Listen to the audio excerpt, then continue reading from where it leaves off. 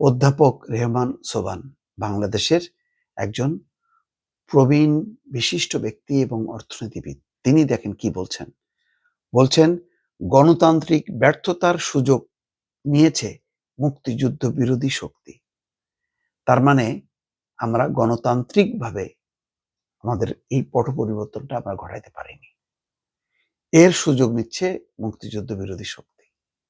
আজকে দেখেন চতুর্দিকে মুক্তিযুদ্ধ, স্বাধীনতা, ৭২-এর সংবিধান সবগুলোকে প্রশ্নবিদ্ধ করার চেষ্টা চলছে। কারণ আমরা ফ্যাসিবাদের কবল থেকে আমরা গণতান্ত্রিক একটা উত্তরণ চাইছিলাম, কিন্তু গণতান্ত্রিক শক্তিগুলো যথাযথভাবে সেই উত্তরণ ঘটাতে পারেনি, বরং উগ্রপন্থা এবং চরম মৌলবাদী শক্তির একটা হুঙ্কার দেখা যাচ্ছে।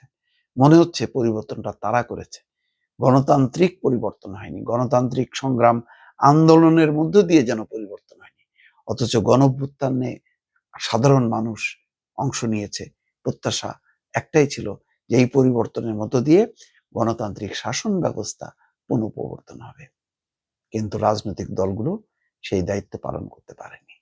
এমন একটা ব্যবস্থার মধ্যে ঢুকে গেছে যেখানে শুধু এখন নৈরাজ্য, বিশৃঙ্খলা, যার কারণে এখন এই পরাজিত শক্তি হুঙ্কার দিচ্ছে। দর্শক, অধ্যাপক রেহমান সোবহান খুব সঠিকভাবে সমস্যাটি চিহ্নিত করেছেন।